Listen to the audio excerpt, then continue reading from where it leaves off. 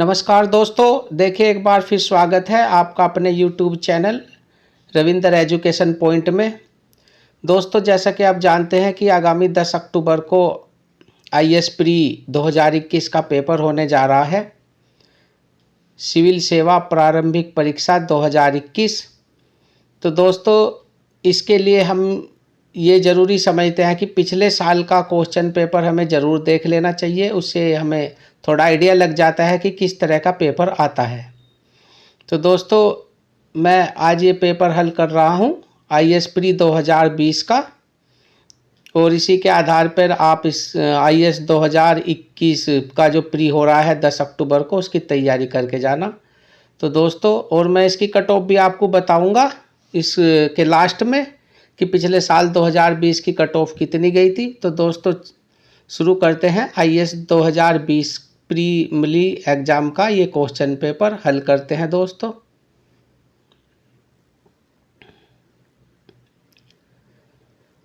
तो दोस्तों, ये आपके सामने आ गया IAS प्री 2020 का क्वेश्चन पेपर। और दोस्तों, इसका जो पहला क्वेश्चन है वो हम हल करते हैं। निम्नलिखित कथनों पर विचार कीजिए। आधार मेटा डेटा को 3 महीने से अधिक संग्रहित नहीं रखा जा सकता। तो ये दोस्तों आधार से संबंधित क्वेश्चन है, तो इसका ये पहला ही गलत हो गया। बिल्कुल रखा जा सकता है 3 महीने से अधिक। नेक्स्ट है, ना राज्य निजी निगमों आधार डेटा को साझा करने के लिए कोई अनुबंध नहीं कर सकता। तो ये दोस्तों अनुबंध कर सकता है बिल्कुल। नेक्स्ट है, आधार बीमा उत्पादों को प्राप्त करने के लिए अनिवार्य है। देखिए दोस्तों, अनिवार्य कुछ भी नहीं, कोई बाध्य नहीं कर सकता आपको आधार के लिए। नेक्स्ट है दोस्तों, आधार भारत की संचित निधि से हित लाभ प्राप्त करने के लिए अनिवार्य है। बिल्कुल सही है दोस्तों, आप संचित निधि से कोई भी लाभ आधार के द्वारा प्राप्त कर सकते हैं। तो इसका केवल 2 और 4 सही होगा। तो आंसर इसका हो गया 2 और 4। नेक्स्ट है दोस्तों, राज्यसभा की लोकसभा के समान शक्तियाँ किस क्षेत्र में हैं। तो दोस्तों देखिए, इसमें राज्यसभा और लोकसभा की जो समान शक्तियाँ हैं वे संविधान में संशोधन करने के विषय में है। तो इसका आंसर होगा दोस्तों बी। नेक्स्ट है दोस्तों, संसद सदस्य स्थानीय क्षेत्र विकास योजना के अंतर्गत निधियों के संदर्भ में निम्नलिखित कथनों में कौन से सही हैं। तो देखिए दोस्तों, अगर हम इसका तीसरा पॉइंट लें तो MPLADS निधियां वार्षिक आधार पर स्वीकृत की जाती हैं और अप्रयुक्त निधि को अगले वर्ष के लिए अग्रनीत नहीं किया जा सकता। तो बिल्कुल किया जा सकता है दोस्तों। अगर इस साल में कोई निधि का जो पैसा बच गया है तो उसे अगले साल भी यूज किया जा सकता है। तो इसका जो तीसरा ऑप्शन है वो गलत है दोस्तों। तो इस तीसरे के आधार पे आपका B, C तो बिल्कुल नहीं है, इसमें से तीसरा हट जाएगा। तो इसके आधार पर दोस्तों आपका 1, 2 और 4 सही है। तो इसका आंसर हो जाएगा आपका D। नेक्स्ट क्वेश्चन है दोस्तों, निम्नलिखित मूल अधिकारों के किस समग्र में अस्पृश्यता के रूप में किए गए विभेदन के विरुद्ध संरक्षण समाविष्ट है। तो इसका आंसर हो जाएगा दोस्तों, मूल अधिकार के संवर्ग में जो है वो समता का अधिकार, ऑप्शन डी। नेक्स्ट, भारत में न्यायपालिका का कार्यपालिका से पृथक्करण किससे व्यादेशित है। तो इसका आंसर हो जाएगा दोस्तों ऑप्शन बी, राज्य नीति के निदेशक तत्व द्वारा। तो नेक्स्ट क्वेश्चन है दोस्तों क्वेश्चन 6।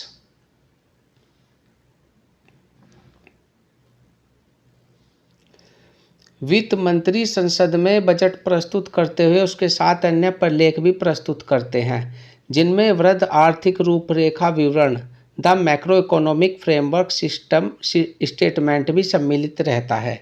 यह पूर्वोक्त प्रलेख निम्न आदेशन के कारण प्रस्तुत किया जाता है।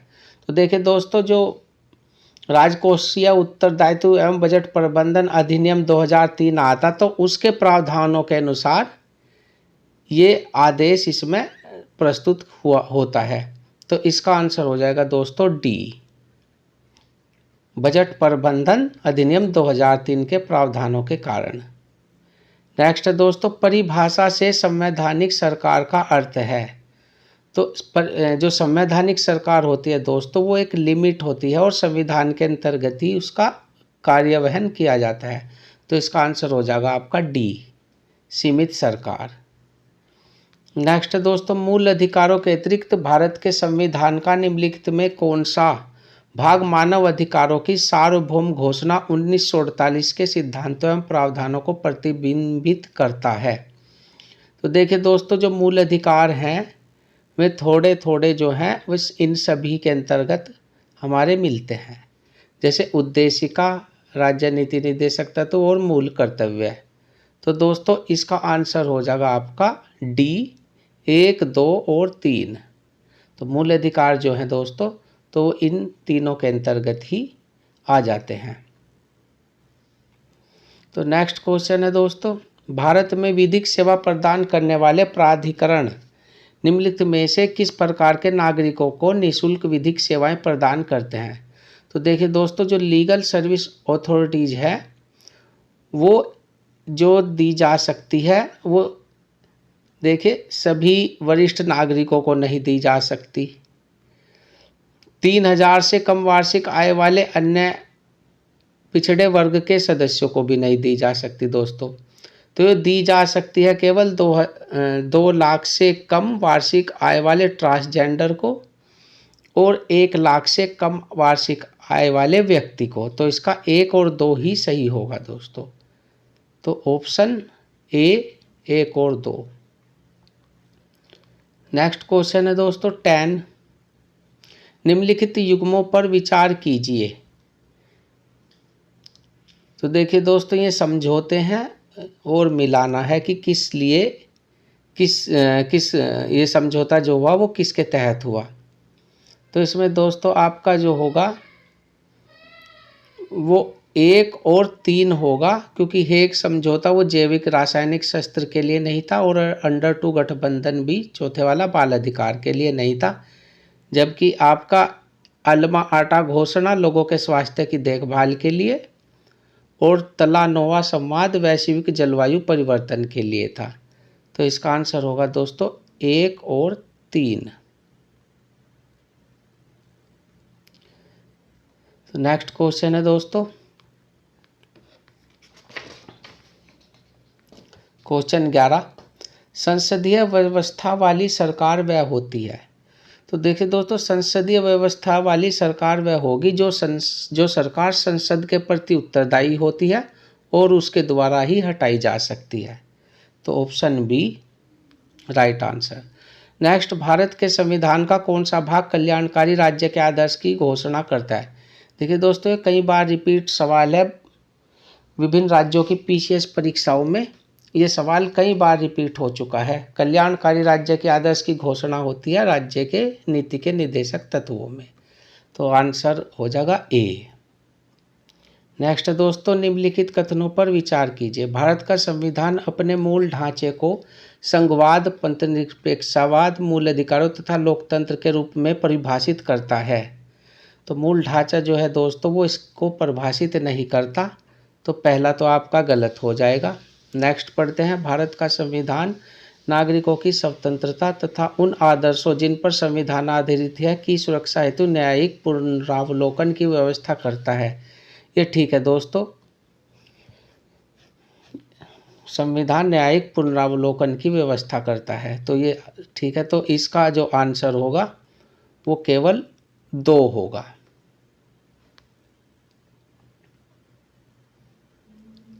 इसका केवल 2 सही है। तो नेक्स्ट है दोस्तों,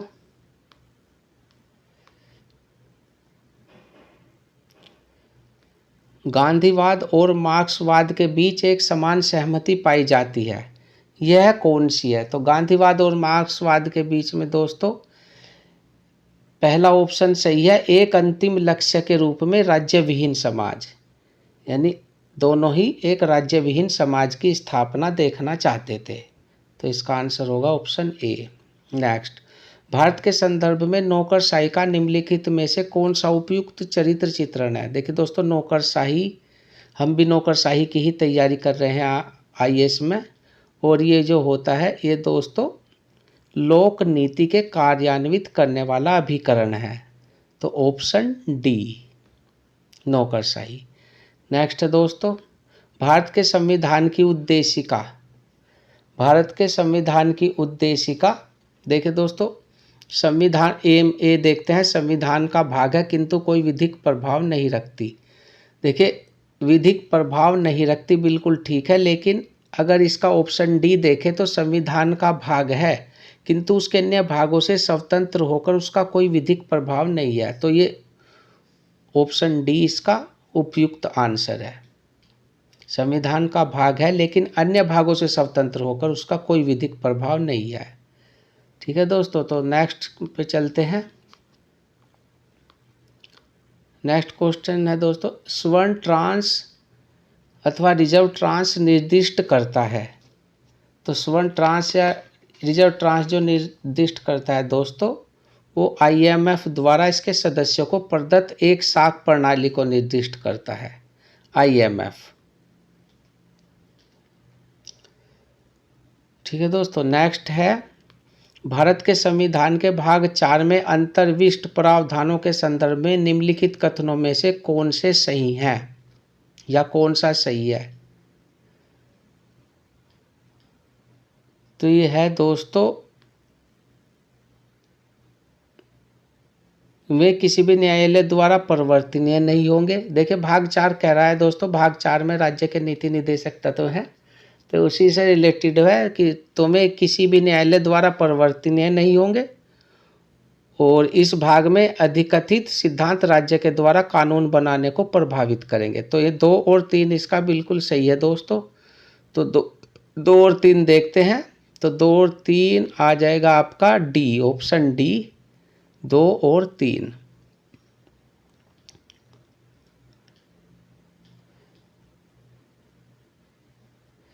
नेक्स्ट दोस्तों,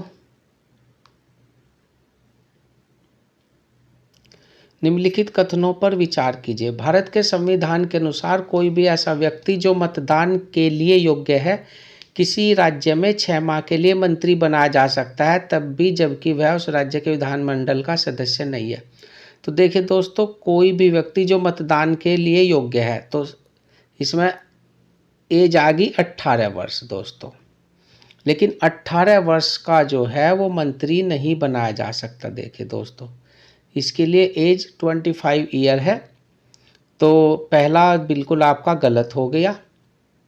दूसरा देखते हैं, लोक प्रतिनिधित्व अधिनियम 1951 के अनुसार कोई भी ऐसा व्यक्ति जो दांडिक अपराध के अंतर्गत दोषी पाया गया है और जिसे 5 वर्ष के लिए कारावास का दंड दिया गया है, चुनाव लड़ने के लिए स्थायी तौर पर निरस्त हो जाता है, भले ही वह कारावास से मुक्त हो चुका है।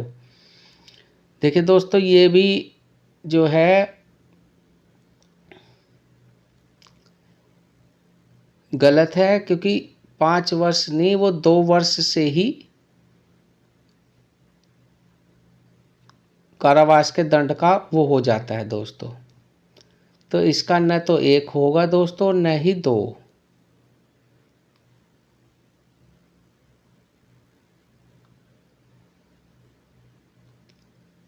डी। नेक्स्ट है दोस्तों, भारत का राष्ट्रपति ऐसे स्थान पर जिसे वह ठीक समझे संसद का सत्र आहूत कर सकता है। बिल्कुल सही है दोस्तों, भारत का राष्ट्रपति जहां चाहे संसद का सत्र आहूत कर सकता है। नेक्स्ट है, भारत का संविधान एक वर्ष में संसद के 3 सत्रों का प्रावधान करता है, किंतु सभी 3 सत्रों का चलाया जाना अनिवार्य नहीं है। देखिए दोस्तों, संसद के किसी भी सत्र में 6 महीने से अधिक का समय नहीं होना चाहिए, तो इसमें 3 सत्र का बिल्कुल गलत हो गया दोस्तों। नेक्स्ट पढ़ते हैं दोस्तों, एक वर्ष में दिनों की कोई न्यूनतम संख्या निर्धारित नहीं है जब संसद का चलना आवश्यक हो। ये बिल्कुल ठीक है दोस्तों, इसमें कोई न्यूनतम संख्या निर्धारित नहीं है, ये बिल्कुल सही है। तो इसका हो जाएगा 1 और 3।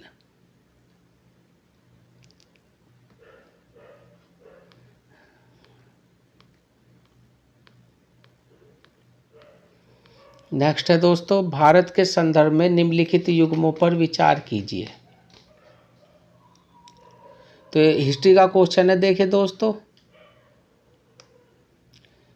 इसमें जो औरंग है वो राजकोष का प्रभावी, ये गलत है, ये इसमें नहीं है। बेनियान ईस्ट इंडिया कंपनी का भारतीय एजेंट, बिल्कुल सही है दोस्तों। मिरासीदार राज्य का नामित राजस्व दाता, ये भी बिल्कुल ठीक है। तो इसका हो जाएगा दोस्तों एक और दो और तीन। देखिए दोस्तों, इसमें इस तरह भी हमको छांट सकते हैं, जिसमें एक आया और हमें पता है एक गलत है, तो एक वाले हटा देंगे, यानी ए और डी हट जाएगा। फिर हम 2 और 3 में मैच करेंगे तो हमारा आंसर आ जाएगा, वो 2 और 3 में फिट बैठ रहा है दोस्तों। तो नेक्स्ट है दोस्तों, भारत के धार्मिक इतिहास के संदर्भ में निम्नलिखित कथनों पर विचार कीजिए। स्थिरवादी महायान बौद्ध धर्म से संबंध है, ये गलत है दोस्तों। स्थिरवादी हीनयान धर्म से संबंध है, तो ये पहला ही गलत हो गया। नेक्स्ट है दोस्तों, लोकोत्तरवादी संप्रदाय बौद्ध धर्म के महासंघिक संप्रदाय की एक शाखा थी, ये बिल्कुल सही है। तीसरा देखते हैं, महासंघिकों द्वारा बुद्ध के देवत्वारोपण ने महायान बौद्ध धर्म को प्रोत्साहित किया था, तो ठीक है, महासंघिकों द्वारा दोस्तों बौद्ध धर्म को प्रोत्साहित किया गया था। तो इसमें 2 और 3 हो गए दोस्तों। 2 और 3 का मतलब है कि एक एक को हटा देंगे हम, क्योंकि एक गलत था, तो इसमें इस तरह बी आंसर हमारा पकड़ा जाएगा। नेक्स्ट दोस्तों, निम्नलिखित में से कौन सा कथन औद्योगिक क्रांति के द्वारा 19वीं शताब्दी के पूर्वार्ध में भारत पर पड़े प्रभाव की सही व्याख्या करता है। देखिए दोस्तों, जब औद्योगिक क्रांति हुई तो अगर हम देखें तो भारतीय दस्तकारी उद्योग नष्ट हो गए थे, बिल्कुल हो गए थे दोस्तों। विलियम बेंटिक ने कहा था कि भारतीय बुनकरों की हड्डियां मैदानों में बिखरी पड़ी हैं। अच्छा, तो पहला तो इसमें हो ही गया दोस्तों। दूसरा है, भारत के वस्त्र उद्योग में मशीनों का बड़ी संख्या में प्रवेश हुआ, ये भी ठीक है। देश के अनेक भागों में रेलवे लाइनें बिछाई गई, ठीक। ब्रिटिश उत्पादन के आयात पर भारी शुल्क लगा गया, ठीक है दोस्तों। ये कह रहा है कि सबसे बड़ा प्रभाव क्या पड़ा, तो सबसे बड़ा जो प्रभाव पड़ा था इन चारों ऑप्शनों में, ऑप्शन ए सही है दोस्तों। भारतीय दस्तकारी उद्योग पूरी तरह नष्ट हो गए थे। नेक्स्ट है दोस्तों, भारत के इतिहास में निम्नलिखित घटनाओं पर विचार कीजिए, इन्हें क्रम से मिलाना है दोस्तों। तो इसमें पहले कौन था, तो पहले महेंद्र वर्मन पल्लव सत्ता की स्थापना, 2 नंबर, ठीक है दोस्तों। फिर उसके बाद आपका हो जाएगा दोस्तों गोपाल द्वारा पाल वंश की स्थापना, 2, 4, और फिर राजा भोज के अधीन प्रतिहारों का उदय, और लास्ट में प्रांतक फर्स्ट द्वारा चोल सत्ता की स्थापना। तो इस तरह इसका आंसर हो जाएगा दोस्तों 2, 4, 1 और 3। तो ऑप्शन सी इसका क्रम लग गया दोस्तों। नेक्स्ट है, निम्नलिखित में से कौन सा उपवाक्य उत्तर हर्षकालीन स्रोतों में प्राय उल्लिखित हुंडी के स्वरूप की भाषा बताता है। तो हुंडी है दोस्तों, देखिए हुंडी जो था एक विनिमय एक्सचेंज के रूप में जो था एक प्रपत्र होता था, तो इसे हम कह देंगे विनिमय पत्र।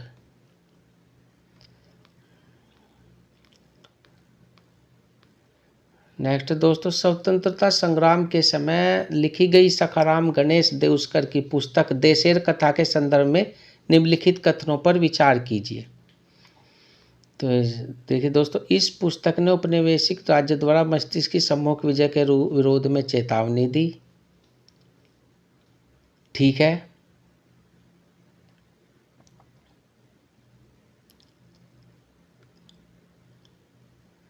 नेक्स्ट है, इस पुस्तक ने स्वदेशी नुक्कड़ नाटकों तथा लोकगीतों को प्रेरित किया, ये भी ठीक है।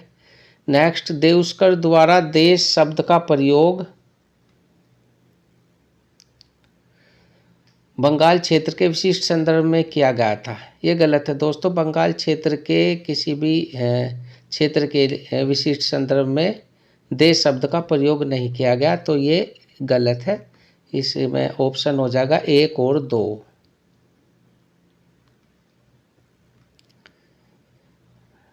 नेक्स्ट दोस्तों, गांधी इरविन समझौते में निम्नलिखित में से क्या सम्मिलित थे।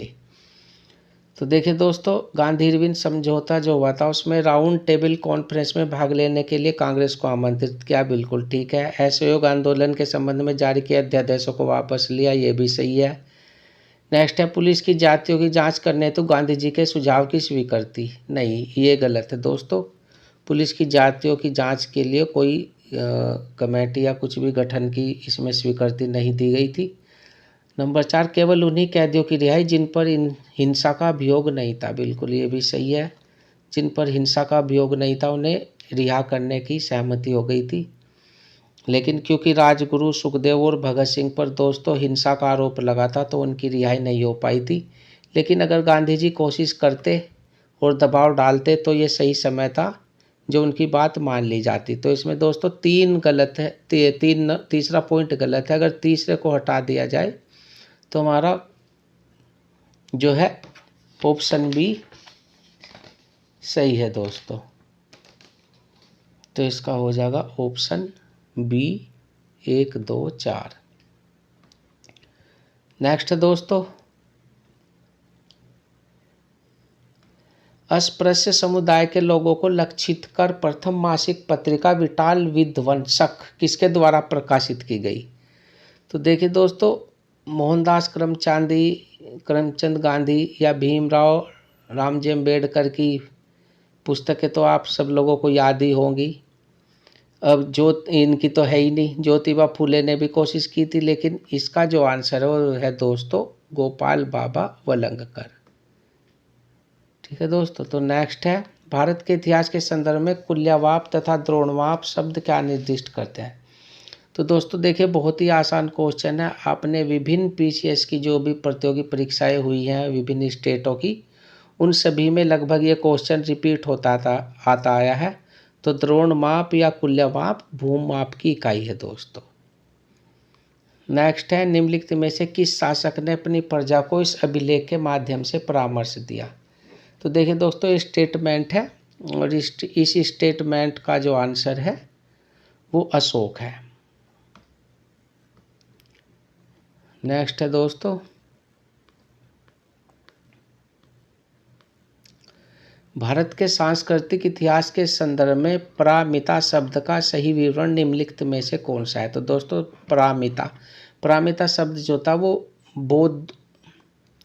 बोधिसत्व महात्मा बुद्ध से संबंधित था। अगर आप महात्मा बुद्ध के पढ़ोगे 10 शील और में सब, तो वो उसी में था। तो इसका सी आंसर सही हो जाएगा, परिपूर्णताएं जिनकी प्राप्ति से बोधिसत्व पथ प्रशस्त हुआ। तो पारमिता उसी से संबंधित है। नेक्स्ट है, भारतीय इतिहास के संदर्भ में 1884 का रखमाबाई मुकदमा किस पर केंद्रित था? तो देखिए दोस्तों, रखमाबाई जो था वो इनकी कम आयु में शादी कर दी गई थी, तो ये उसी के संबंध में मुकदमा दायर हुआ था। तो इसमें पहला, महिलाओं का शिक्षा पाने का अधिकार, ये तो दोस्तों बिल्कुल ही गलत है। इसमें शिक्षा पाने का कोई मतलब नहीं था। सहमति की आयु बिल्कुल सही है। तीसरा, दाम्पत्य अधिकारों का प्रत्यास्थापन, बिल्कुल सही है दोस्तों। दाम्पत्य अधिकारों की ही इस पर लड़ाई हुई थी। तो इसका जो ऑप्शन बी होगा 2 और 3, ये सही है दोस्तों। नेक्स्ट है, निम्नलिखित में से किस कारण से भारत में 20वीं शताब्दी के आरंभ में नील की खेती का ह्रास हुआ? देखिए दोस्तों, नील की खेती का जो ह्रास हुआ वो नई खोजों के कारण हुआ। देखिए, नील का कोई महत्व नहीं रह गया था उस दौरान, क्योंकि नई नई डाई मशीनें आ गई थी रंगने की, बहुत ही जर्मनी में और इधर उधर काफ़ी मतलब विकसित हो गया था। तो नई खोज जो आ गई थी, नई मशीनीकरण आ गया था, तो उससे नील की खेती का जो हुआ ह्रास हुआ था दोस्तों। तो ऑप्शन 20 का बिल्कुल सही आंसर है। नेक्स्ट है दोस्तों, वेलेजली ने कलकत्ता में फोर्ट विलियम कॉलेज की स्थापना किस लिए की थी? तो देखिए दोस्तों, फोर्ट विलियम कॉलेज की जो स्थापना की गई थी वो जो ब्रिटिश नागरिक थे, अंग्रेज थे, उन्हें ट्रेनिंग देने का एक विद्यालय खोला गया था। इससे पहले जो क्या था कि ये लोग जो है ब्रिटेन में ही, लंदन में ही ट्रेनिंग लेकर आते थे, लेकिन उन्होंने भारत में भी इसका एक ट्रेनिंग सेंटर खोलना चाहा। तो ये जो कलकत्ता विश्वविद्यालय खोला था वेलेजली ने, वो ब्रिटिश नागरिकों को भारत में प्रशासन हेतु प्रशिक्षित करना चाहता था। तो option D right answer. Next, Bharat के इतिहास के संदर्भ में उल गुलान अथवा महान उपद्रव निम्नलिखित में से किस घटना का विवरण था। तो देखिए दोस्तों, आपने कितनी बार पढ़ा होगा कि बिरसा मुंडा विद्रोह को जो है उल्लुगान अथवा महान उपद्रव के नाम से भी जाना जाता था। तो उल गुलान जो ये संबंधित है, ये बिरसा मुंडा विद्रोह से है, ऑप्शन डी। नेक्स्ट दोस्तों, प्राचीन भारत के विद्वानों साहित्यकारों के संदर्भ में निम्नलिखित कथनों पर विचार कीजिए। पाणिनि पुष्य मित्र शुंग से संबंधित है। देखिए दोस्तों, बिल्कुल गलत है ये। अष्टाध्यायी के रचयिता पाणिनि पुष्यमित्र शुंग से संबंधित नहीं थे, तो पहला तो गलत ही हो गया। नेक्स्ट है दोस्तों, अमर सिंह हर्षवर्धन से संबंधित है, ये भी गलत है दोस्तों। अमर सिंह, कुल्लू, भट्ट, कालिदास, ये सब चंद्रगुप्त द्वितीय से संबंधित थे दोस्तों, तो ये भी गलत। नेक्स्ट है दोस्तों, कालिदास चंद्रगुप्त द्वितीय से संबंधित हैं, ये बिल्कुल सही है दोस्तों। कालिदास जो है वे चंद्रगुप्त के दरबार में नवरत्नों में से एक थे। तो ऑप्शन इसका जो है सी सही हो जाएगा, केवल 3।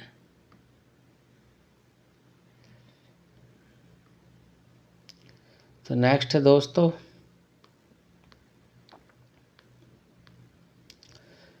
मानव प्रजनन तकनीकी में अभिनव प्रगति के संदर्भ में प्राक केंद्रिक स्थानांतरण यानी प्रोनोसिकुलर ट्रांसफर का प्रयोग किस लिए होता है।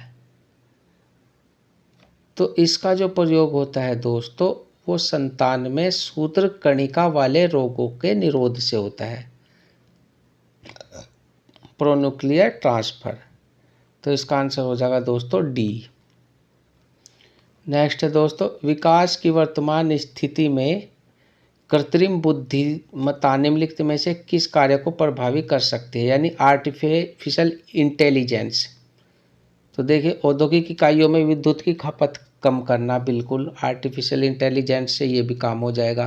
नंबर 2, सार्थक लघु कहानियों और गीतों की रचना, जी ये भी हो जाएगा। तीसरा, रोगों का निदान, बिल्कुल ये तो चल ही रहा है, हो रहा है।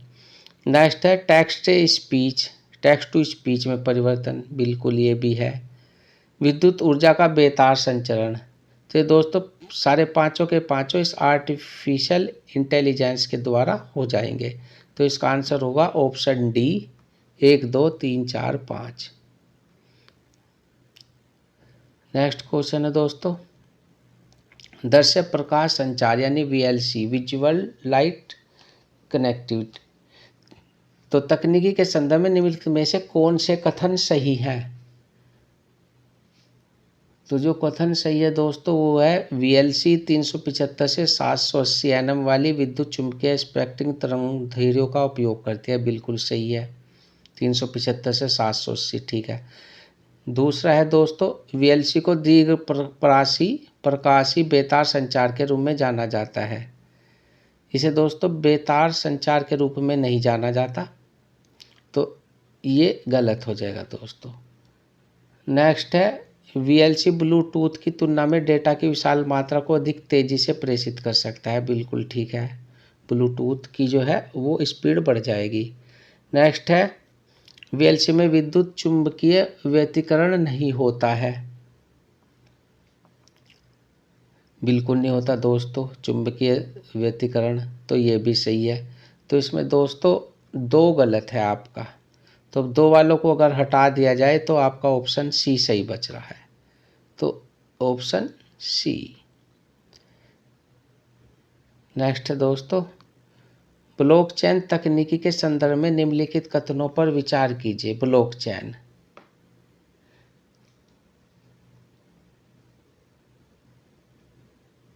देखिए दोस्तों, अगर इसके ऑप्शन 2 पर विचार करें, ब्लॉकचेन की संरचना और अभिकल्प ऐसा है कि इसका समूचा डाटा केवल क्रिप्टो करेंसी के विषय में है, तो ये गलत है दोस्तों। ये खाली जो है क्रिप्टो करेंसी के विषय में नहीं है, और भी उसमें बहुत आते हैं। तो अगर इसका हम 2 हटाएं तो 2 हटाने के बाद बचता है दोस्तों हमारा 1 और 3। 3 को देख लेते हैं। ब्लॉकचेन के आधारभूत विशिष्टों पर आधारित अनुप्रयोगों को बिना किसी व्यक्ति की अनुमति के विकसित किया जा सकता है। बिल्कुल ठीक है, इसमें किसी की अनुमति की आवश्यकता नहीं होती दोस्तों। तो इसका 1 और 3 सही हो गया। नेक्स्ट है दोस्तों, कार्बन नैनो ट्यूब के संदर्भ में निम्नलिखित कथनों पर विचार कीजिए। तो इसमें दोस्तों हमें सही छांटने हैं। तो इनको मानव शरीर में औषधि और प्रतिजनों के वाहक के रूप में प्रयुक्त किया जा सकता है। बिल्कुल ठीक है। इनको मानव शरीर के क्षतिग्रस्त भाग के लिए कृत्रिम रक्त कोशिकाओं के रूप में बनाया जा सकता है। ये भी ठीक है दोस्तों। इनका जैव रासायनिक संवेदकों में उपयोग किया जा सकता है। बिल्कुल सही है। कार्बन नैनो ट्यूब जैव निम्नीकरणीय होती है, बायोडिग्रेडेबल। तो दोस्तों चारों ही ऑप्शन इसके बिल्कुल सही हैं। कार्बन नैनो ट्यूब आपने बहुत बार पढ़ा होगा। तो ये चारों ही ऑप्शन इसके सही हैं। निम्नलिखित गतिविधियों पर विचार कीजिए। देखिए दोस्तों, ये ड्रोन के बारे में बात करें कि ड्रोन जो है, ये ड्रोन क्या क्या कर सकता है। तो ड्रोन खेत में फसल पर पीड़कनाशी छिड़कना, बिल्कुल छिड़क सकता है दोस्तों।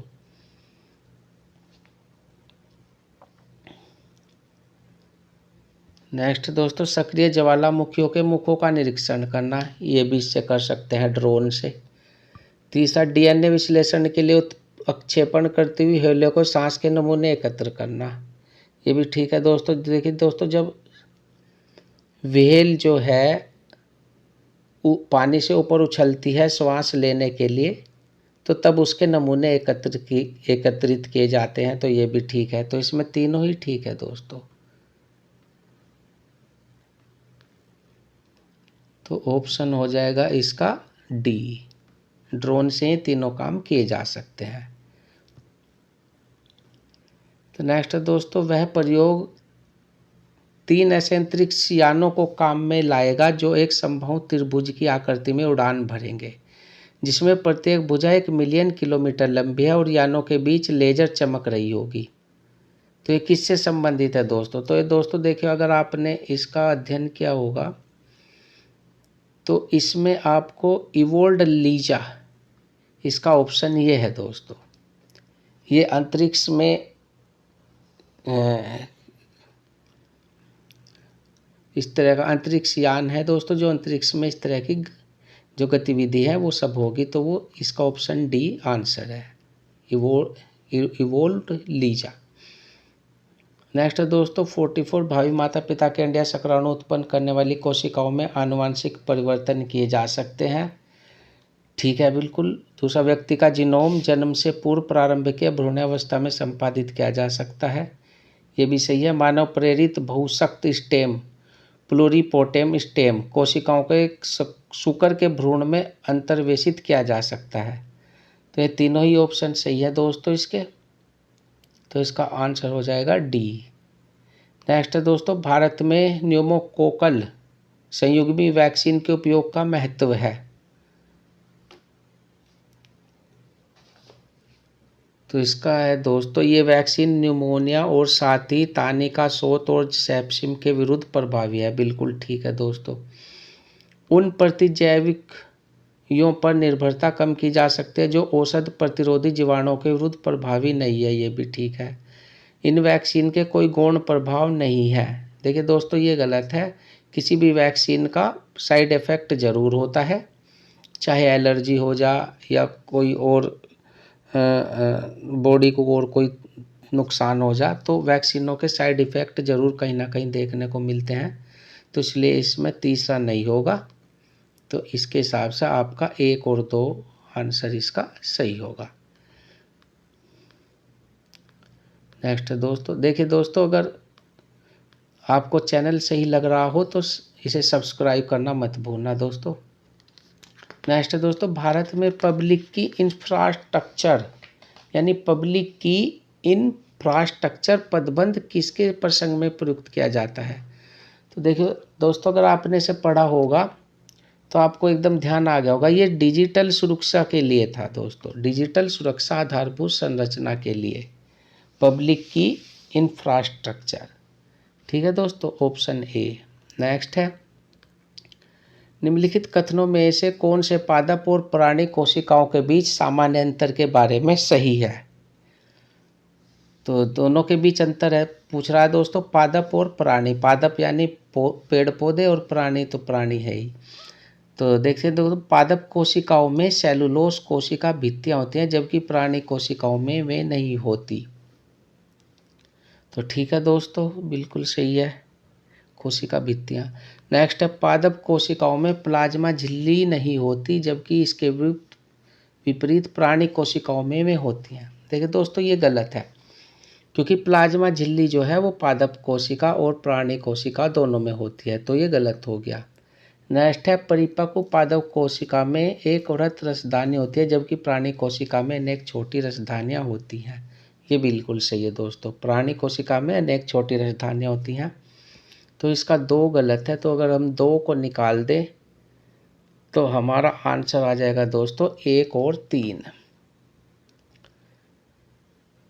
देखिए दोस्तों, अगर हम 2 को निकाल दें तो वैसे भी हमारा आंसर बन रहा था, क्योंकि ये पहला गलत, ये भी गलत, 2 आ रहा है इसमें भी, और इसमें भी ये 2 आ रहा है, तो ये भी गलत। तो इस तरह भी आंसर दोस्तों हम खोज सकते हैं। तो हमारा आंसर हो गया 1 और 3। नेक्स्ट चलते हैं दोस्तों, निम्नलिखित में से कौन से कारण कारक बेंजीन प्रदूषण उत्पन्न करते हैं? बेंजीन प्रदूषण, देखिए दोस्तों, बेंजीन प्रदूषण जो है वो किस किस चीज़ से हो सकता है? ऑटोमोबाइल द्वारा, बिल्कुल सही है दोस्तों।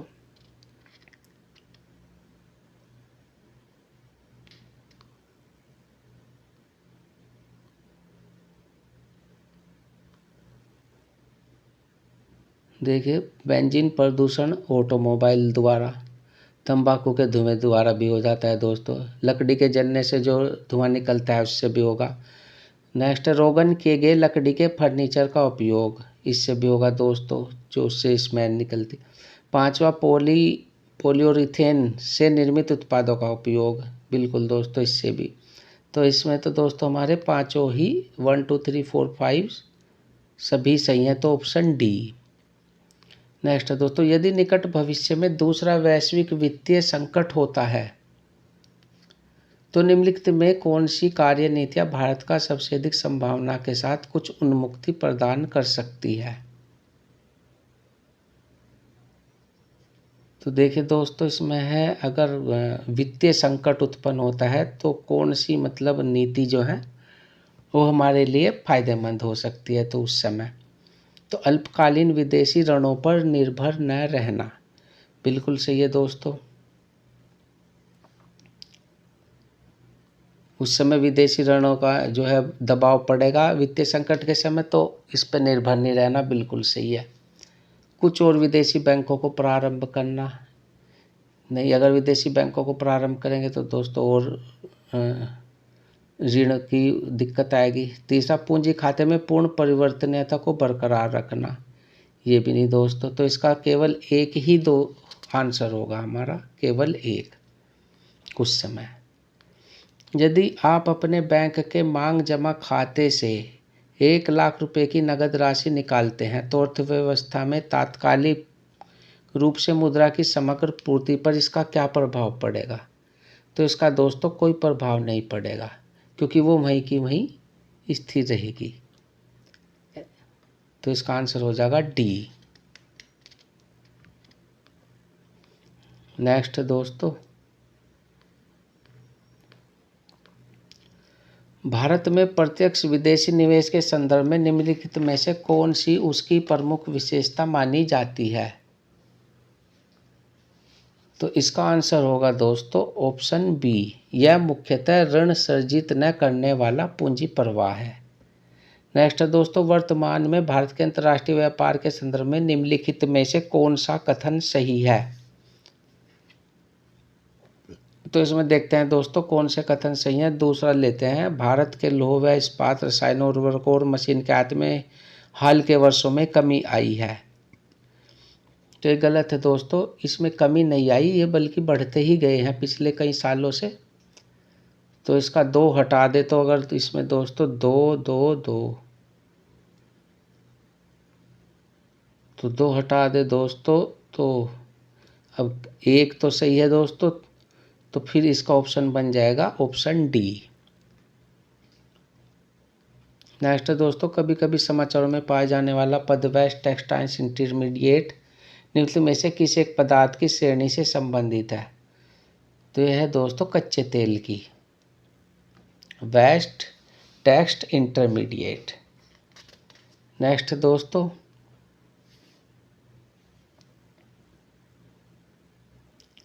भारतीय अर्थव्यवस्था के संदर्भ में निम्नलिखित में से कौन सा गैर वित्तीय ऋण में सम्मिलित है?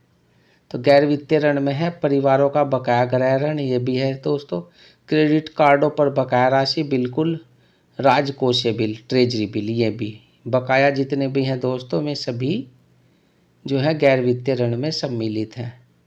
तो इसका आंसर हो जाएगा आपका 1 2 3। नेक्स्ट है, भारत में क्यों कुछ परमाणु रिएक्टर IAEA सुरक्षा उपायों के अधीन रखे जाते हैं जबकि अन्य सुरक्षा के अधीन नहीं रखे जाते? तो इसका आंसर होगा दोस्तों आपका बी, कुछ आयातित यूरेनियम का प्रयोग करते हैं और अन्य घरेलू आपूर्ति का। तो IAEA का जो है आंसर ये होगा दोस्तों बी। नेक्स्ट, व्यापार संबंधित निवेश उपायों ट्रिम्स के संदर्भ में निम्नलिखित कथनों में से कौन से सही हैं? देखिए दोस्तों, विदेशी निवेशकों द्वारा किए जाने वाले आयात पर परिमाणात्मक निबंधन निषिद्ध होते हैं, ठीक है। ये वस्तुओं एवं सेवाओं दोनों के व्यापार से संबंधित निवेश उपायों पर लागू होते हैं। नहीं, ये दोनों पर लागू नहीं होते दोस्तों, तो दूसरा तो हट जाएगा। ये विदेशी निवेश के नियमन से संबंधित है, ये ठीक है दोस्तों, विदेशी निवेश के नियमन से संबंधित हैं, तो इसका आंसर हो जाएगा आपका 1 और 3।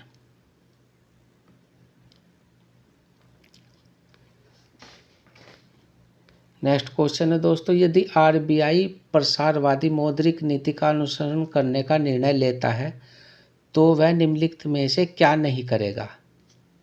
प्रसारवादी मौद्रिक नीति का अनुसरण, तो देखिए दोस्तों, अगर वो निर्णय लेता है तो वो सीमांत स्थायी सुविधा दर को नहीं बढ़ाएगा। तो इसका आंसर हो जाएगा दोस्तों केवल 2। ठीक है दोस्तों। नेक्स्ट है, 1991 के आर्थिक उदारीकरण के बाद की भारतीय अर्थव्यवस्था के संबंध में निम्नलिखित कथनों पर विचार कीजिए। शहरी क्षेत्रों में श्रमिक उत्पाद का 2004-5 की कीमतों पर प्रति श्रमिक रुपये में वृद्धि हुई जबकि ग्रामीण क्षेत्रों में इससे कमी हुई। तो ये तो गलत है दोस्तों, ग्रामीण क्षेत्रों में कमी नहीं महसूस हुई, ये पहला तो गलत। दूसरा, कार्यबल में ग्रामीण क्षेत्रों की प्रतिशत हिस्सेदारी में सतत वृद्धि हुई, ये ठीक है दोस्तों, कार्यबल में वृद्धि हुई, ज़्यादा मात्रा में कार्य हुआ। नेक्स्ट,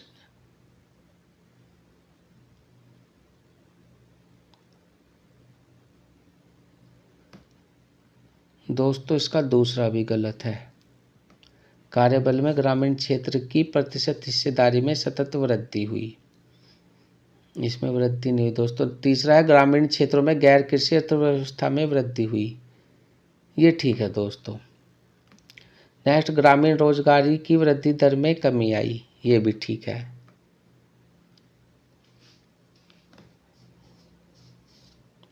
तो इसका आंसर हो जाएगा दोस्तों आपका 3 और 4।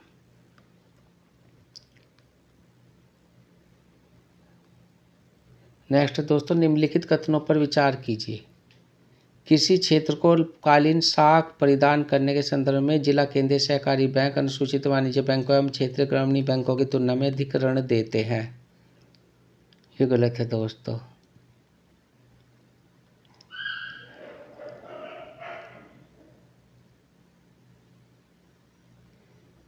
ये गलत है, अधिक ऋण नहीं देते। दूसरा, डीसीसीबी का एक सबसे प्रमुख कार्य प्राथमिक कृषि साख समितियों को निधि उपलब्ध कराना है। ये ठीक है दोस्तों।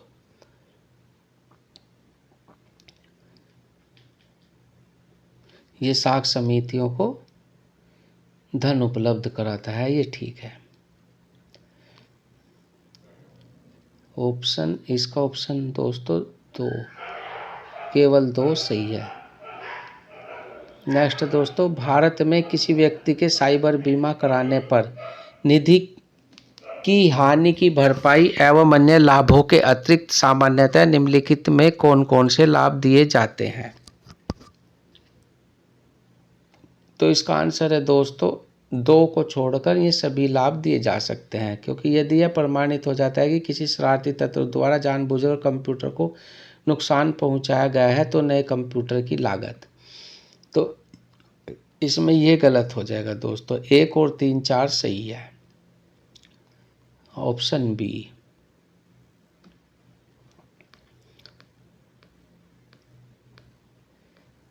नेक्स्ट है दोस्तों, भारत में निम्नलिखित में से किन्हें कृषि में सार्वजनिक निवेश माना जाता है?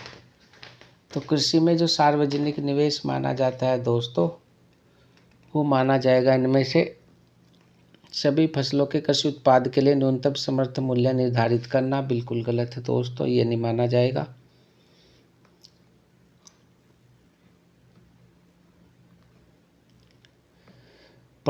प्राथमिक कृषि साख समितियों का कंप्यूटरीकरण, ये ठीक है दोस्तों। सामाजिक पूंजी विकास, ये भी निवेश में माना जाएगा, ठीक है। कृषकों को निःशुल्क बिजली की आपूर्ति, बिल्कुल नहीं दोस्तों, निःशुल्क बिजली आपूर्ति इसमें नहीं आने की। बैंकिंग प्रणाली द्वारा कृषि ऋण की माफ़ी भी इसमें नहीं आएगी। सरकारों द्वारा शीतगार सुविधाओं को स्थापित करना, बिल्कुल सही है दोस्तों, कोल्ड स्टोरेज की सुविधा दी जाएगी। तो इसमें हो जाएगा दोस्तों आपका 2 3 और 6। तो इसमें 2 3 और 6 ये आया है ऑप्शन सी। तो ऑप्शन सी इसका सही आंसर है। नेक्स्ट दोस्तों, भारत में फर्म के ब्याज व्याप्ति अनुपात, इंटरेस्ट कवरेज रेशो पद का क्या महत्व है? तो यह उस फर्म जिसे बैंक ने ऋण देने जा रहा है के वर्तमान जोखिम को समझने में मदद करता है, बिल्कुल ठीक है। यह उस फर्म जिसे बैंक ऋण देने जा रहा है के आने वाले जोखिम के मूल्यांकन में मदद करता है, ये भी ठीक है दोस्तों। नेक्स्ट, उधार लेने वाली फर्म का ब्याज व्याप्ति अनुपात जितना अधिक होगा उसकी ऋण समाशोधन क्षमता उतनी ही खराब होगी, ये गलत है दोस्तों। ब्याज व्याप्ति अनुपात जितना अधिक होगा उसकी दोस्तों ऋण क्षमता उतनी ही अच्छी होगी। तो ये जो पॉइंट है ये गलत है। तो इसका आंसर होगा 1 और 2, अर्थात ऑप्शन ए।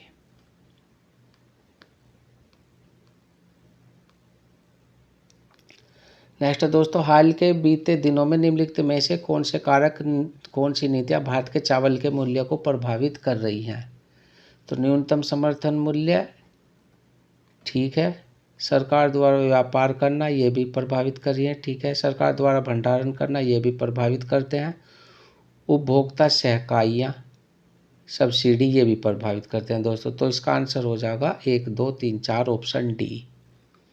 तो नेक्स्ट है दोस्तों, निम्नलिखित कथनों पर विचार कीजिए। पिछले दशक में भारत श्रीलंका व्यापार के मूल्य में सतत वृद्धि हुई। नहीं दोस्तों, व्यापार घटा, बिल्कुल, पर वृद्धि नहीं हुई।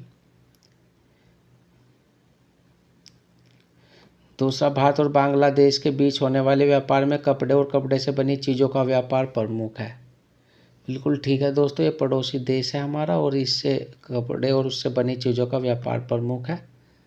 नेक्स्ट है, पिछले 5 वर्षों में दक्षिण एशिया में भारत के व्यापार का सबसे बड़ा भागीदार नेपाल रहा है।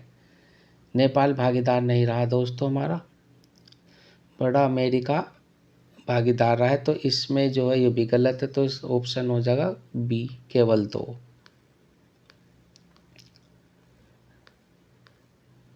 नेक्स्ट है दोस्तों, निम्नलिखित में से किस समूह के सभी चारों देश G20 के सदस्य हैं? तो देखिए दोस्तों, अगर आपने पढ़ा होगा तो G20 में ऑप्शन ए में सभी देश आ रहे हैं। तो इसका आंसर होगा ऑप्शन ए, अर्जेंटीना, मैक्सिको, दक्षिण अफ्रीका और तुर्की। ठीक है दोस्तों। तो नेक्स्ट है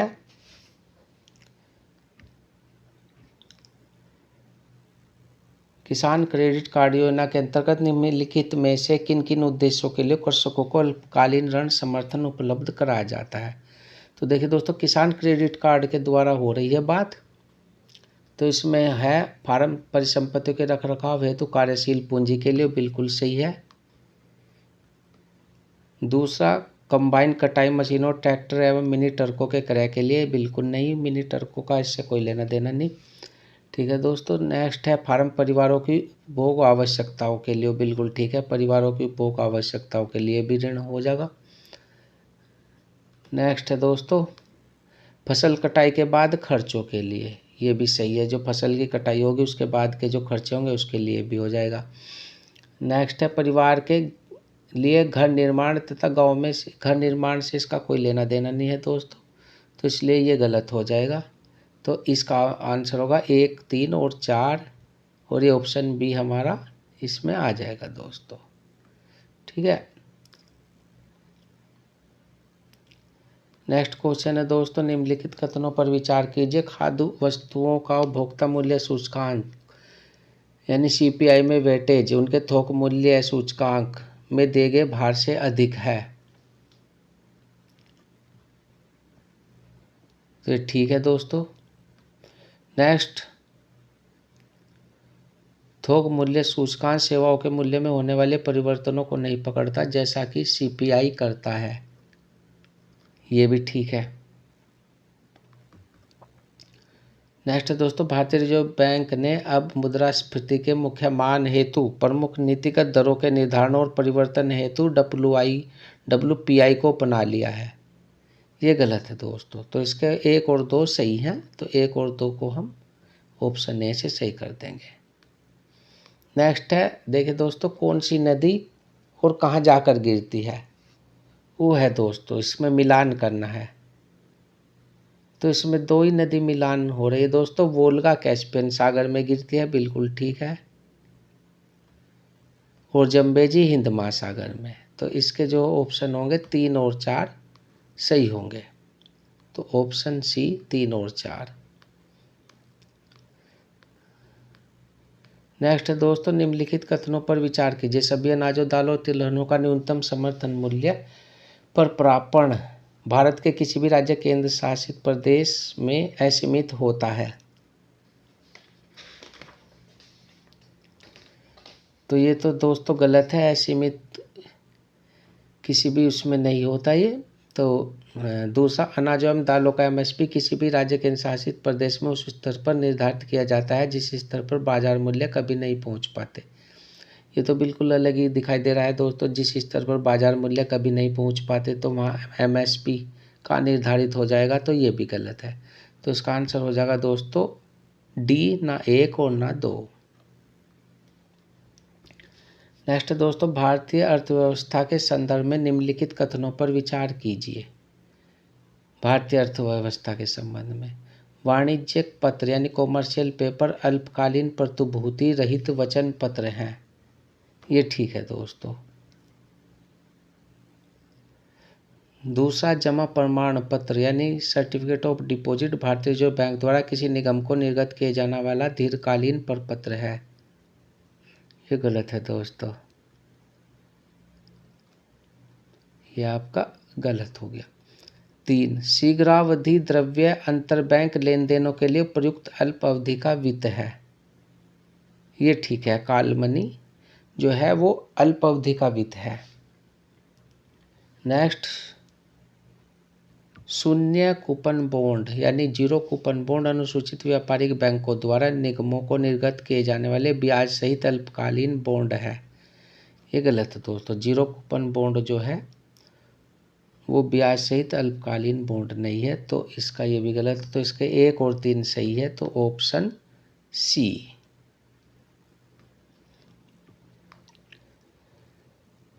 नेक्स्ट है दोस्तों, भारत के सांस्कृतिक इतिहास के संदर्भ में निम्नलिखित युग्मों पर विचार कीजिए।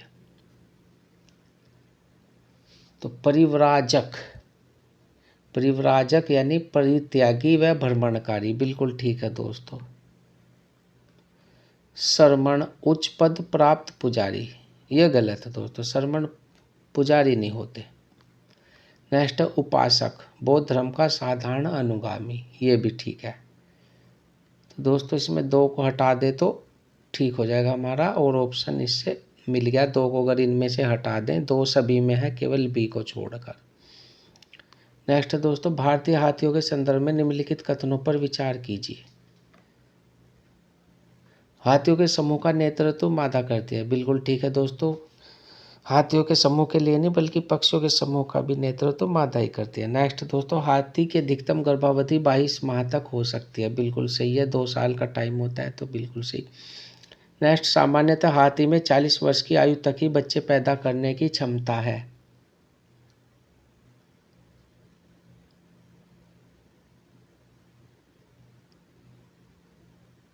ये गलत है दोस्तों, 40 वर्ष की आयु तक ही नहीं, ज़्यादा उम्र तक भी बच्चे पैदा करने की क्षमता होती है। नेक्स्ट है, भारत के राज्यों में हाथियों की सर्वाधिक जीव संख्या केरल में है, ये भी गलत है दोस्तों। सबसे ज़्यादा हाथी केरल में नहीं पाए जाते, तो इसका 1 और 2 सही है आपका। आप कमेंट बॉक्स में बताना दोस्तों, सबसे ज़्यादा हाथियों की संख्या भारत में किस राज्य में है। नेक्स्ट, निम्नलिखित में से कौन सा संरक्षित क्षेत्र कावेरी बेसिन में स्थित है। देखिए दोस्तों, कावेरी बेसिन में इसमें अगर नागरहोल है, सत्यमंगलम है, वायनाड है, तो 2 को छोड़कर, 2 नंबर को छोड़कर सभी जो है कावेरी बेसिन में है। तो अगर हम ऑप्शन में देखें तो 2 है, तो इसमें आ जाएगा आपका 1, 3 और 4, ऑप्शन सी।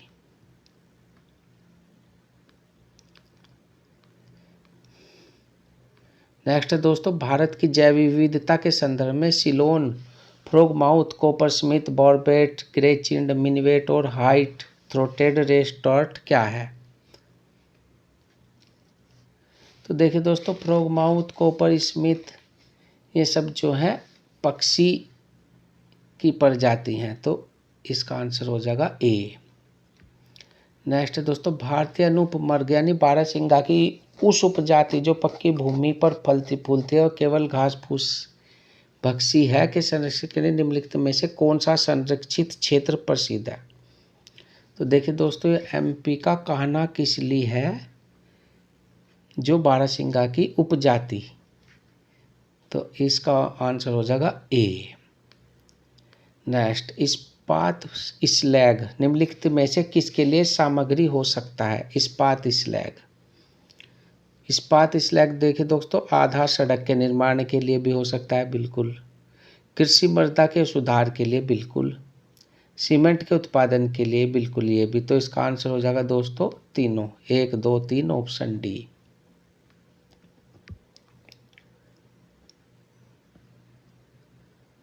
नेक्स्ट है दोस्तों, निम्नलिखित में से कौन से ऐसे सर्वाधिक संभावनीय स्थान है जहाँ कस्तूरीमर्ग अपने प्राकृतिक आवास में मिल सकता है। देखिए कस्तूरीमर्ग, यहाँ पर कस्तूरीमर्ग की बात हो रही है दोस्तों, तो ये अस्कोट वन्य जीव अभयारण्य बिल्कुल मिल सकता है यहाँ पे कस्तूरीमर्ग।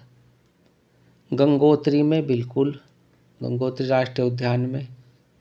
किशनपुर वन्य जीव अभयारण्य और मानस राष्ट्रीय उद्यान, यहाँ पे नहीं मिलने का दोस्तों, तो इसका जो है 1 और 2 ही सही है।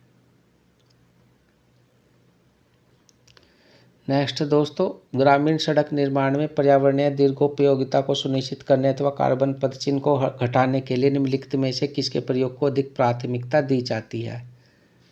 तो इसमें ग्रामीण सड़क निर्माण में दोस्तों, तो ताम्र स्लैग बिल्कुल सही है। शीत मिश्रित एस्फोल्ट प्रौद्योगिकी, ये भी है दोस्तों। जियो टेक्सटाइल्स, ये तो बिल्कुल है। उष्ण मिश्रित एस्फोल्ट प्रौद्योगिकी, उष्ण मिश्रित का इससे कोई मतलब नहीं दोस्तों। पोर्टलैंड सीमेंट, ये भी इससे कोई रिलेटेड नहीं है, तो इसमें आपका हो जाएगा 1, 2, 3, तो ऑप्शन ए, 1, 2, 3।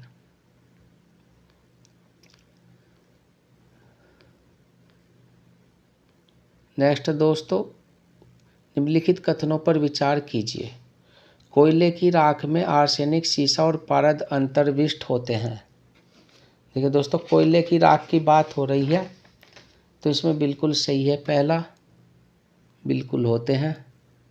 नेक्स्ट है, कोयला संचालित विद्युत संयंत्र पर्यावरण में सल्फर डाइऑक्साइड और नाइट्रोजन के ऑक्साइड उत्सर्जित करते हैं। ये भी ठीक है दोस्तों। नेक्स्ट है, भारतीय कोयले में राख की अधिक मात्रा पाई जाती है। ये तो बिल्कुल सही है दोस्तों, आपने बहुत बार पढ़ा होगा।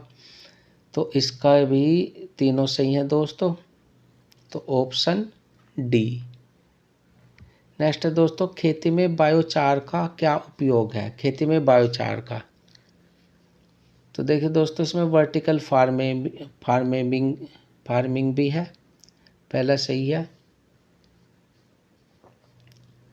और दोस्तों इसमें दूसरा, नाइट्रोजन यौगिकारी सूक्ष्म जीवों की वृद्धि को भी बढ़ावा दिया जाता है, ये भी सही है।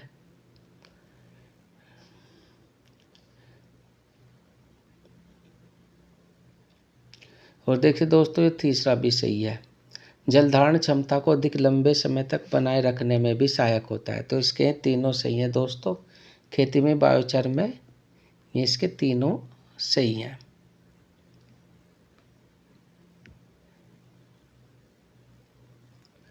नेक्स्ट है दोस्तों, यदि किसी पौधे की विशिष्ट जाति को वन्य जीव सुरक्षा अधिनियम 1972 की अनुसूची 6 में रखा गया है तो इसका क्या तात्पर्य है? देखिए दोस्तों, वन्य जीव सुरक्षा अधिनियम 1972, वन्य जीव सुरक्षा अधिनियम 1972 की अनुसूची अगर 6 में किसी को रखा गया है दोस्तों, तो उसके लिए लाइसेंस की आवश्यकता पड़ती है।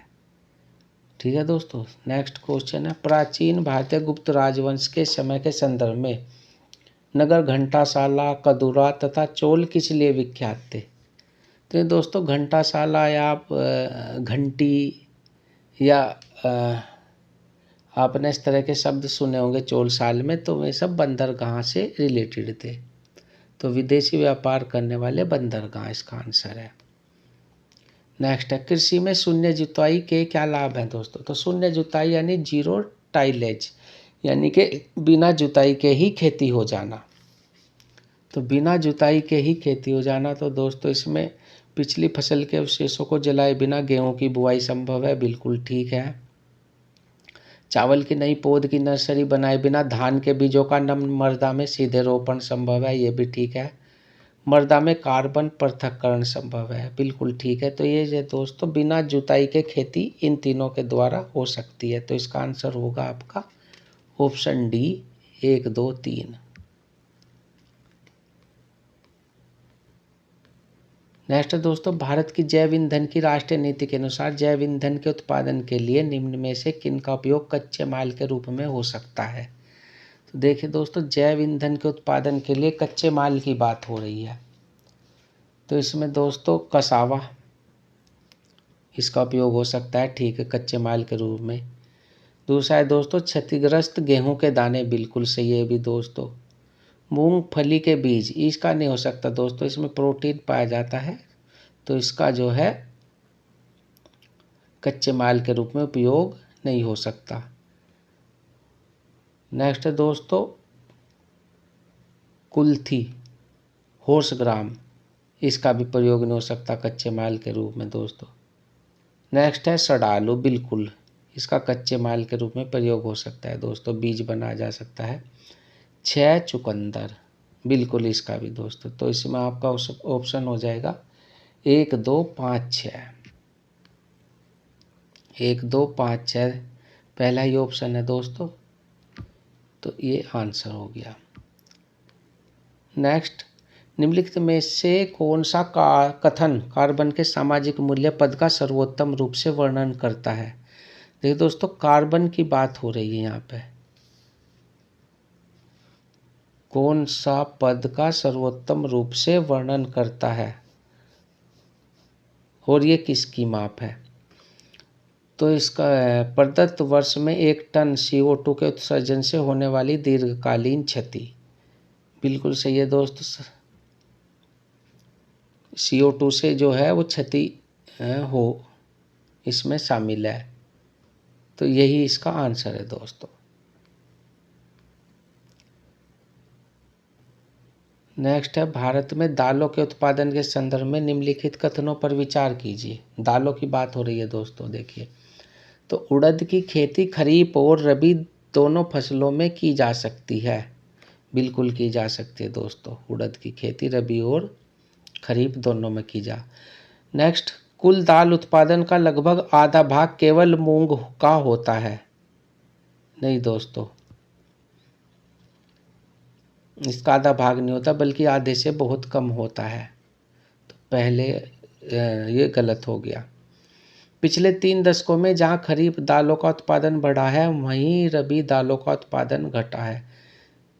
देखिए दोस्तों, पिछले 2-3 सालों से खरीफ दालों का उत्पादन बढ़ा नहीं बल्कि घटा है, तो ये भी गलत हो गया। तो इसमें हो गया केवल एक, तो ऑप्शन ए सही है दोस्तों इसका। नेक्स्ट है दोस्तों, यह फसल उपोषण प्रकृति की है, उसके लिए कठोर पाला हानिकारक है।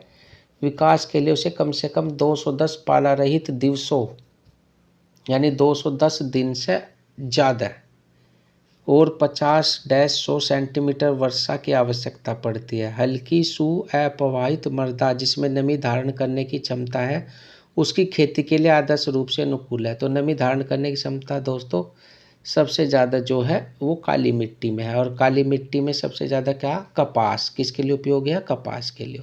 तो ये काली मिट्टी की बात हो रही है और कपास के फसल की, तो आंसर हो जाएगा ए। नेक्स्ट है दोस्तों, सौर जल पंपों के संदर्भ में निम्नलिखित कथनों पर विचार कीजिए। सौर ऊर्जा का प्रयोग पृष्ठीय पंपों को चलाने के लिए हो सकता है और निम्नजनी पंपों के लिए नहीं। देखिए दोस्तों, ये गलत है। सौर ऊर्जा से हम कोई से भी पंप चला सकते हैं। नेक्स्ट, सौर ऊर्जा का प्रयोग अपकेंद्री पंपों को चलाने के लिए हो सकता है और पिस्टन वालों के लिए नहीं। ये भी गलत है दोस्तों। सौर ऊर्जा से हम ये चला सकते हैं दोनों ही, तो इसमें तो दोनों ही हो नहीं है, तो इसका ऑप्शन हो जाएगा डी, न तो 1 और न ही 2। तो नेक्स्ट है दोस्तों, भारत में गन्ने की खेती में वर्तमान प्रवृत्तियों के संदर्भ में निम्नलिखित कथनों पर विचार कीजिए। तो इसमें दोस्तों बर्ड चिप सेटिंग, ठीक है दोस्तों, गन्ने की खेती में ये हो सकता है, ठीक है। सिंगल बर्ड सेट्स का अंकुरित प्रतिशत, ये गलत है दोस्तों। खराब मौसम की दशा में यदि सेट्स का सीधे रोपण होता है तो एकलिका सेट का जीवित बचना तुलना से बेहतर होता है, ये भी गलत है दोस्तों। गन्ने की खेती ऊतक संवर्धन से तैयार की गई सेटलिंग से की जा सकती है, ये ठीक है दोस्तों। तो इसके बस 2 ही सही हैं, 1 और 4, तो ऑप्शन सी। नेक्स्ट है दोस्तों, भारत के संदर्भ में निम्नलिखित में से किन पद्धतियों को पारितंत्र अनुकूली कृषि माना जाता है। तो पारितंत्र अनुकूली कृषि यानी पर्यावरण के अनुकूल। फसल विविधिरूपण, ठीक है दोस्तों। सिंब आदिक्य यानी लिगम इंटेंसिफिकेशन, बिल्कुल ये भी ठीक है। टेंसियोमीटर का प्रयोग, ये भी सही है दोस्तों। और वर्टिकल फार्मिंग तो है ही, तो ये चारों ही सही है दोस्तों इसमें, जो पारितंत्र अनुकूली कृषि मानी जाएंगी।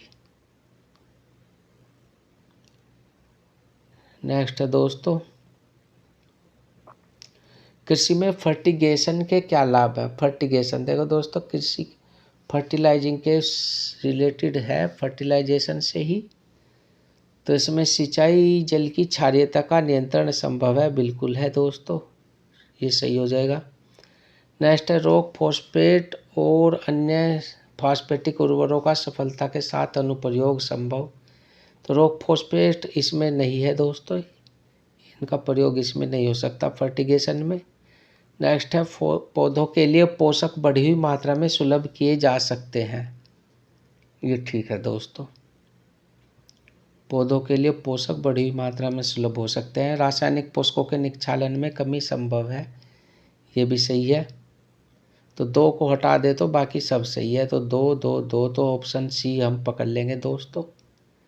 ये हो गया आपका ऑप्शन सी।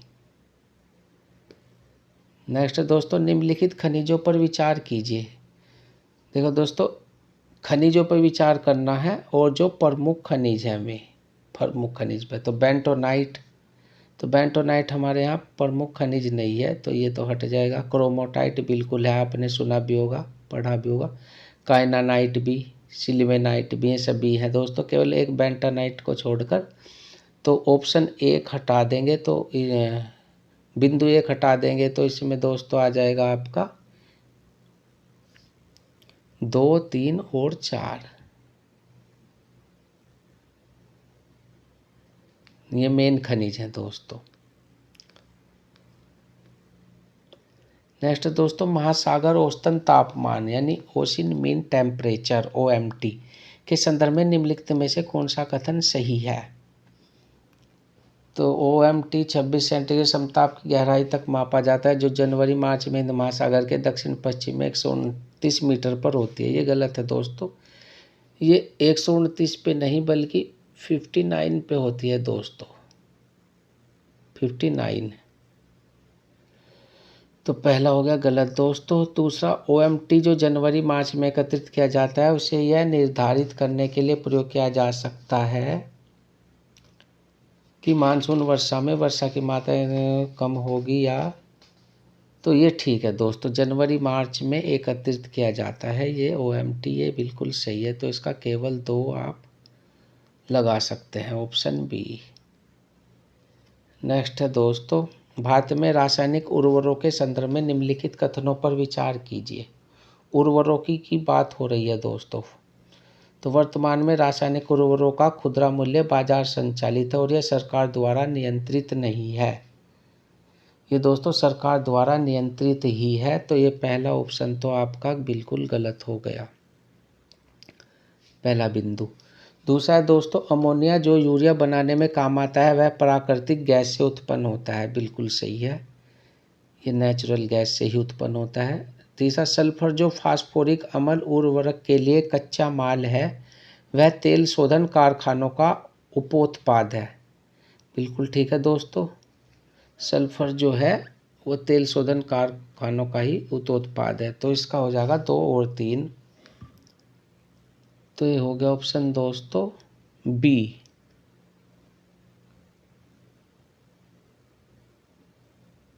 नेक्स्ट है दोस्तों, भारत के मरु राष्ट्रीय उद्यान के संदर्भ में निम्नलिखित में से कौन से कथन सही हैं।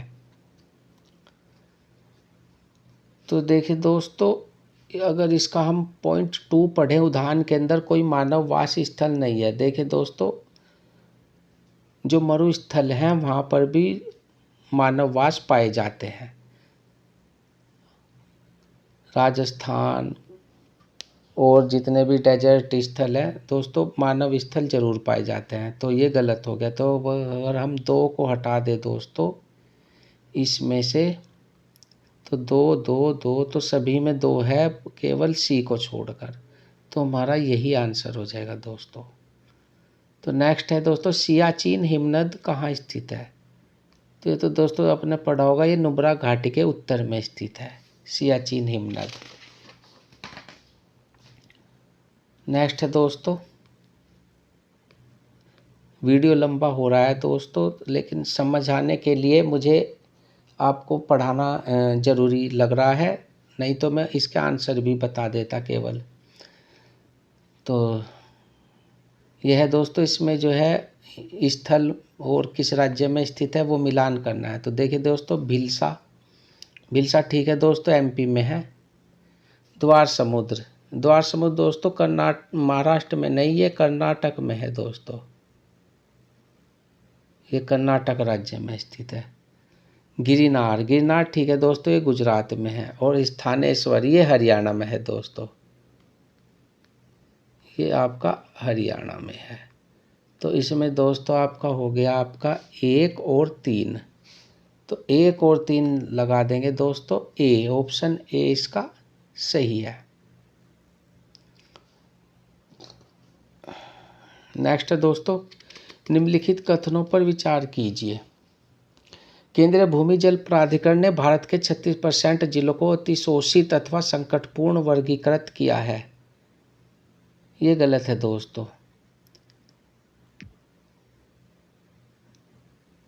ये पहला गलत है आपका।